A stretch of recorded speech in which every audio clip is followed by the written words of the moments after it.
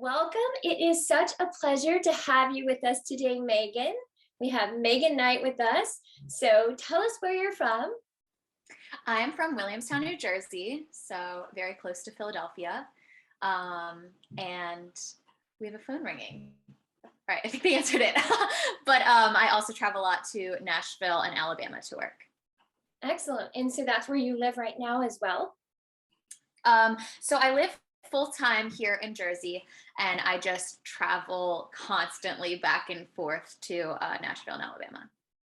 So you're a singer-songwriter touring. So what ignited your passion for this? So I believe I've always loved music because of my parents' love for all genres. Honestly, I always grew up with music blasting 24/7. There was never a moment in time where there wasn't music playing. I mean, family's over, music's playing. We're driving to, say, softball practice or something back in the day, music's playing, like MMR rock. So that's where like all these different influences start cultivating where I am today. But I guess what got me started in a passion to wanting to learn an instrument was rock band. I wanted to learn drums, but my dad was like, do you know how much effort that takes to set up if you actually wanted to pursue this? So I learned guitar, and I honestly never expected to like pursue anything with it. But my mama made me go to an open mic and they asked to hire me. And I said, wow, this is like rock band. You really can do this as a job.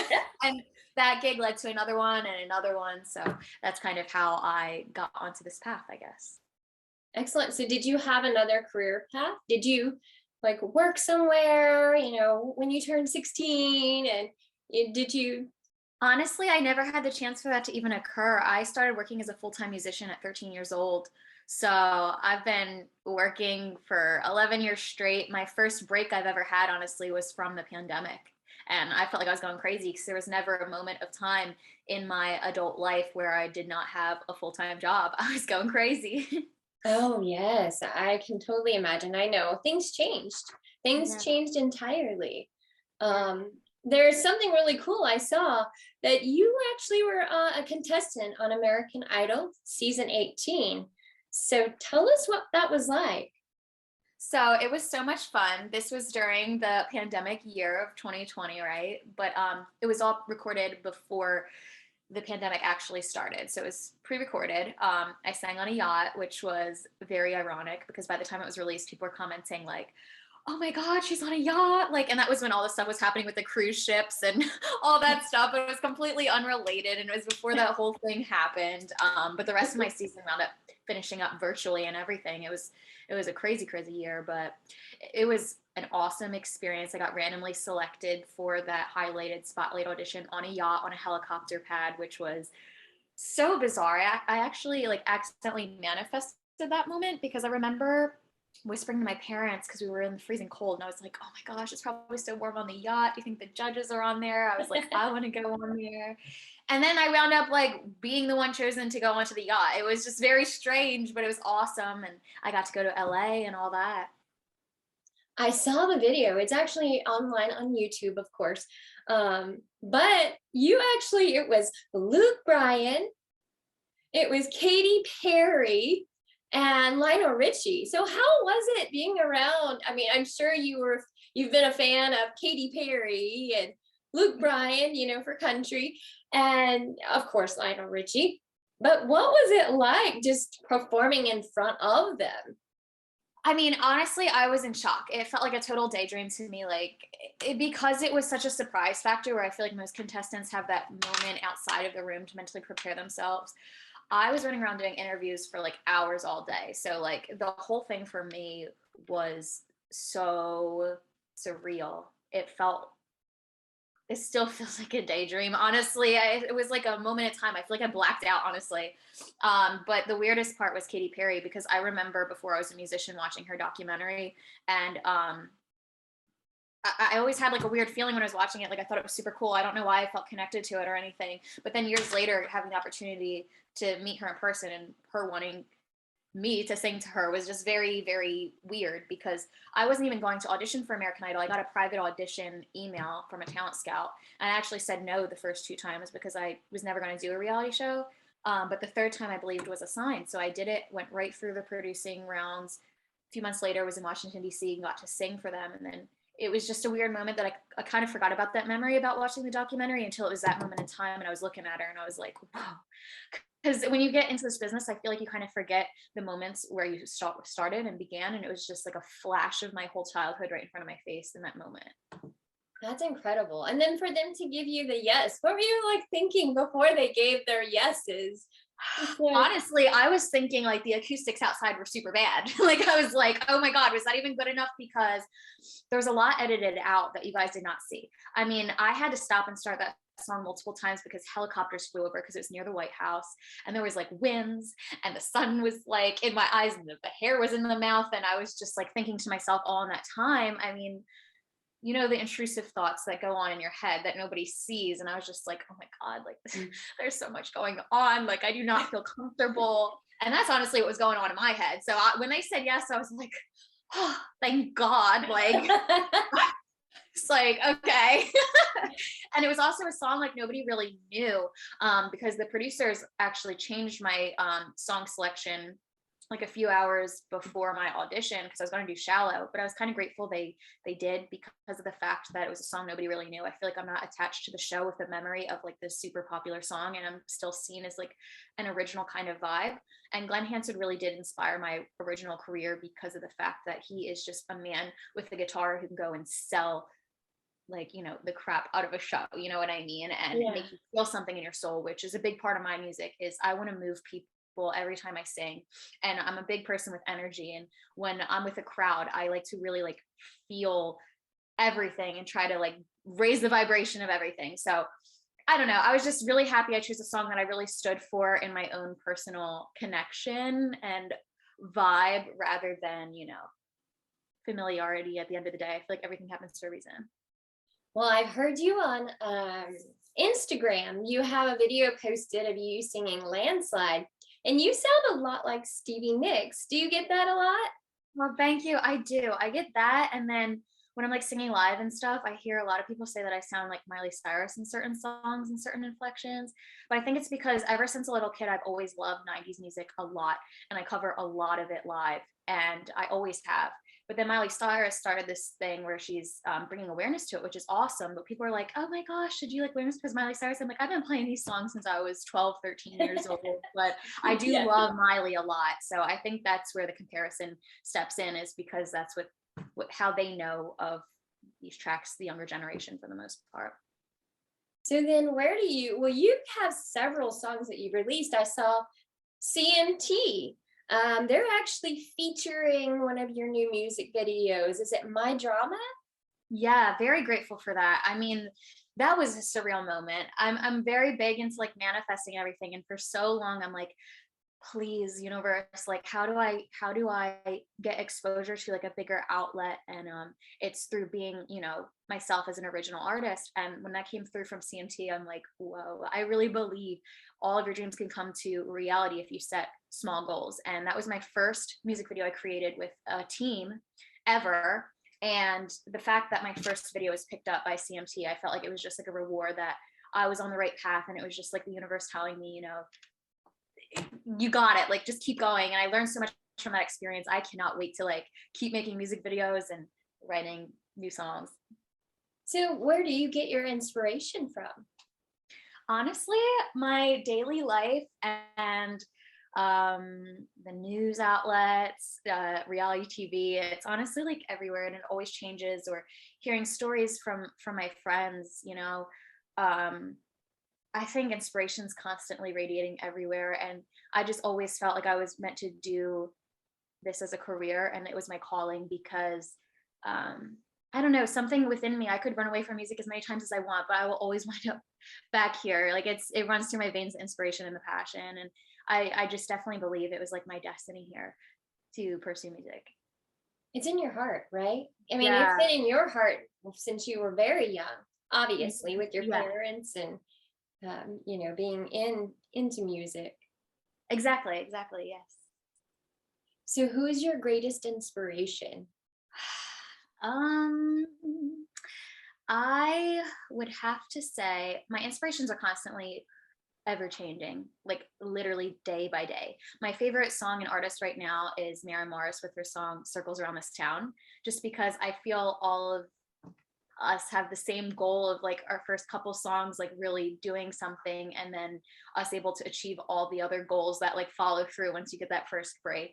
So Mara Morris has just been a big inspiration for me lately because she started as a writer in Nashville, and Right. she was about to give up on her solo career right around the time she blew up. Like she was ready to like for the talent, and I feel like that happens a lot in life, whether it's with athletes or whatever. It's like that moment you feel like you're gonna give up for the talent is when it like all takes off.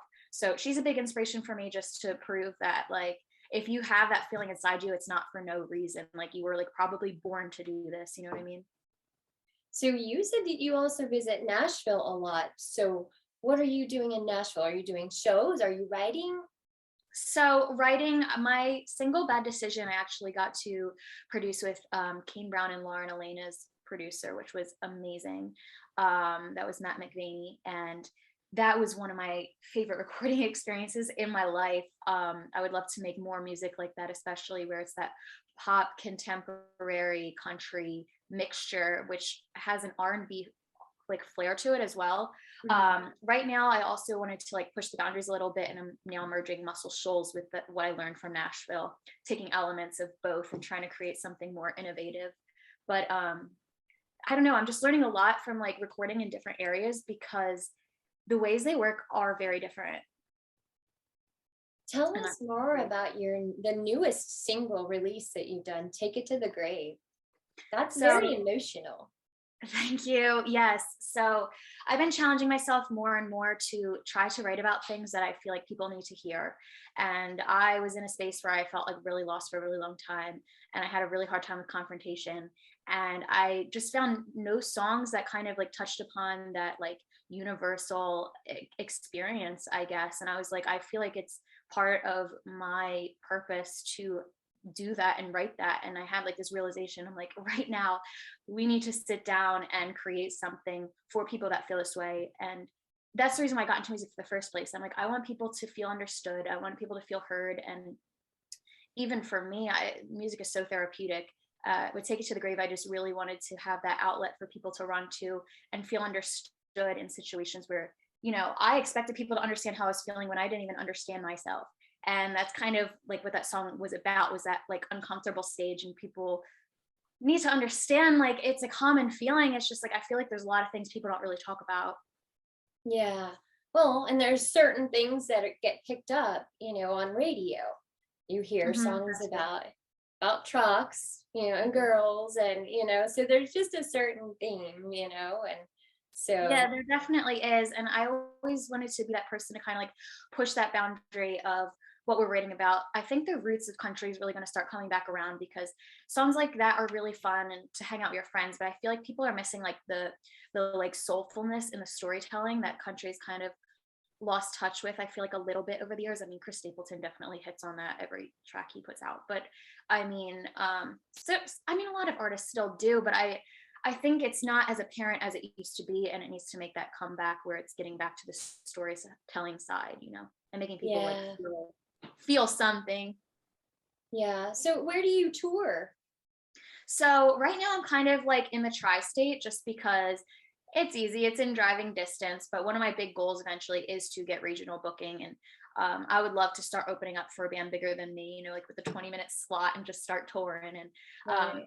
that's one of my hopefully near future goals. But yeah, just like the tri-state right now, I'm trying to get to Nashville to do some one-off writer around type things, shows like that as well. But that'll probably be later this summer. One thing I wanted to ask you about the writing, do you do a lot of co-writing or do you write on your own or I do. So with Take It to the Grave, I wrote that with James LeBlanc and Jimmy Nutt. James LeBlanc has written songs for Rascal Flatts and Martina McBride. Just got a song with Kid Rock. Very, very honored to work with him, and he has such a talent. And Jimmy Nutt won a Grammy and a Juno recently, so it's an honor to be even mentored by them. They really took me under their wing, and I'm learning so much by writing and producing alongside them. They're really pushing me now to even get onto the hands-on side of producing, which was always my fear. But I feel like it's a very, very important tool to learn, you know? yeah, definitely. I totally agree. I love this. This is amazing. Amazing. So tell us, do you ever have doubts about yourself or about like when you're here in the situation, you're writing with people that write for Rascal Flatts, and you've had the encounter with Katy Perry, Luke Bryan, Lionel Richie. And so is there ever any time that you like feel that like imposter syndrome, like, what am I doing here?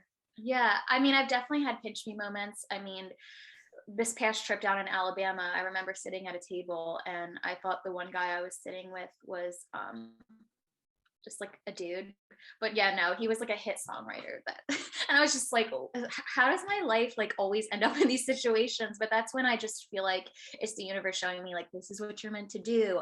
I'm bringing you all the right people. I am showing you all the paths. All you have to do is believe in yourself. So that's why I never felt like I was never not meant to be where I am, because since a little kid, I always felt like I was meant to do something in this facet. I've always been into entertaining. I always was like making videos and singing and dancing and doing crazy things. So I've never not thought this was my destiny. Like I always knew in some way, but there's definitely been moments where I'm like, gosh, like it's so hard. Like, how do I figure it out? And I definitely felt those moments. And I felt those moments where it was like, oh man, like, am I challenging myself enough? But I think you just got to stay consistent. What do you find most rewarding about this path? Honestly, I think how you make others feel.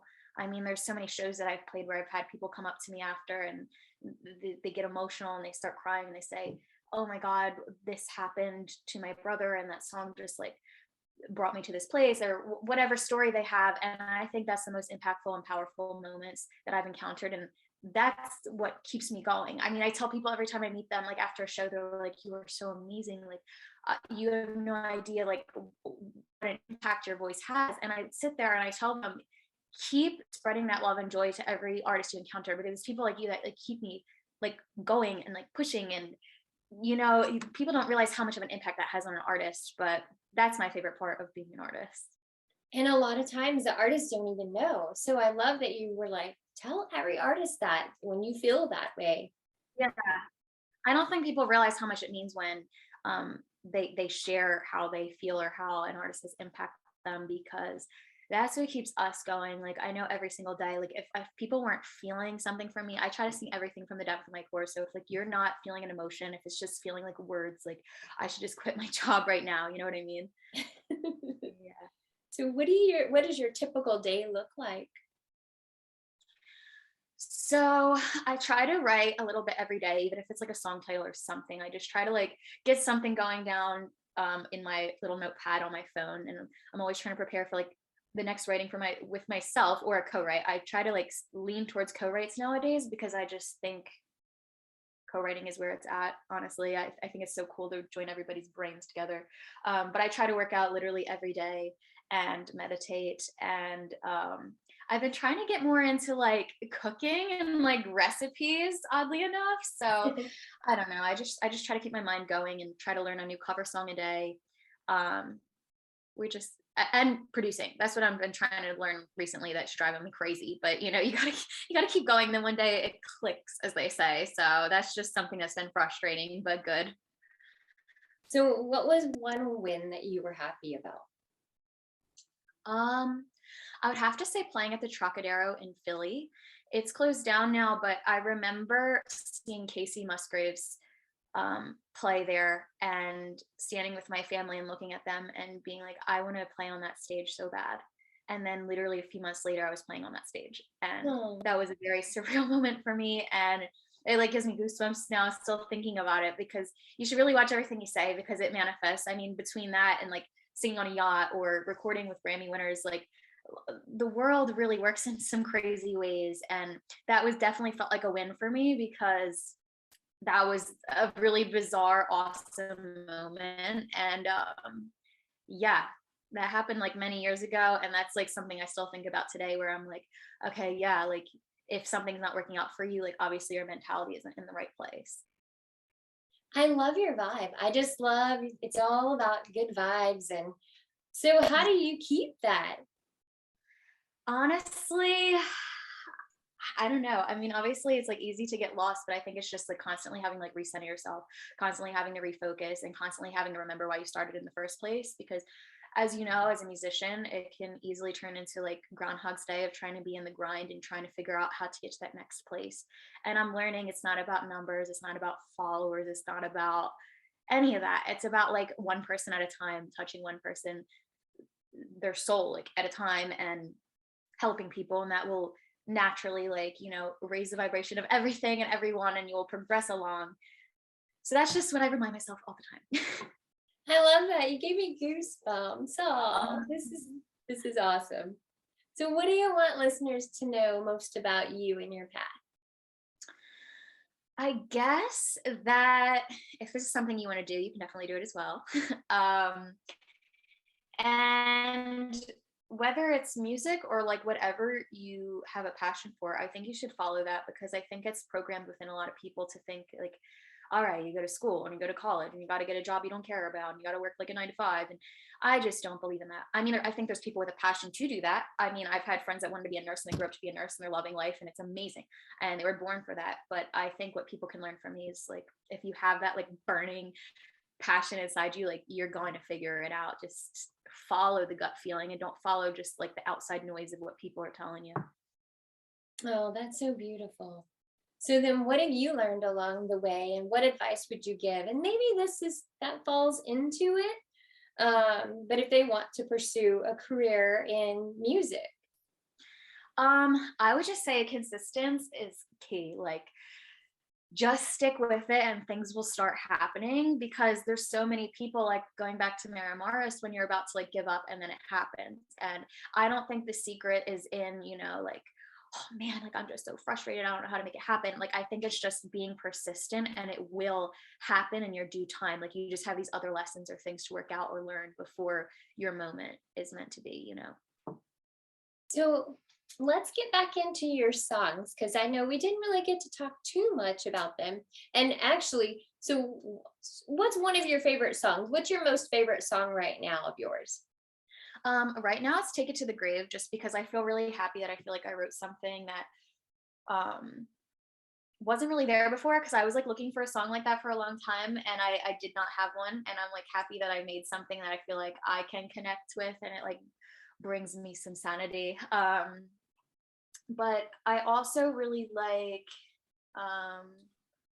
Bad Decision, because that was like definitely the sound I want to experiment more with, which is really incorporating R&B and pop influence. And I would love to work with more producers that we could make some singles like that. But I also did an EP called State of Mind, which is completely unrelated to anything we're talking about. And the reason why I have a passion for that is because it made me find my passion in film and TV. I would love to do more sync placement work, which is separate from being, you know, a country artist or what my main job is. But I would love to work more in that facet where we got placed on a show on CMT actually called Racing Wives, which is about NASCAR. And that song's very like cinematic. It's very alternative. We had to rework like the track to like fit the show. Like they changed guitars, piano and stuff like that, which I thought was so cool. But we almost had a placement in Europe for Honda, which was awesome. And that was Somewhere with a Rainbow, which was a super cinematic thing. And we were placed in Pretty Little Liars, but they cut the scene. But I don't know, the ups and downs of the whole TV and film industry was amazing. So I have to thank the State of Mind record for introducing me to that passion that I didn't know I had, because that opened up my brain still to this day. With Take It to the Grave, I had that cinematic mindset and the sync placement mindset and creating that. So hopefully that gets picked up one day. I don't know, but I'm So at what point do you have management now? So I have a PR team. I actually just started talking to some people, and I think we're going to try to get some management and also like some sort of publishing deal for sync going on soon. I actually have a meeting coming up for that. So hopefully that gets me on the right track. As of right now, I just have PR, but hopefully that changes within the next couple months or so. That's awesome. I love what you're doing. It's amazing. So where can everyone find you? Where can they listen to your music? And if they want to see a show and maybe they're in your area, where can they?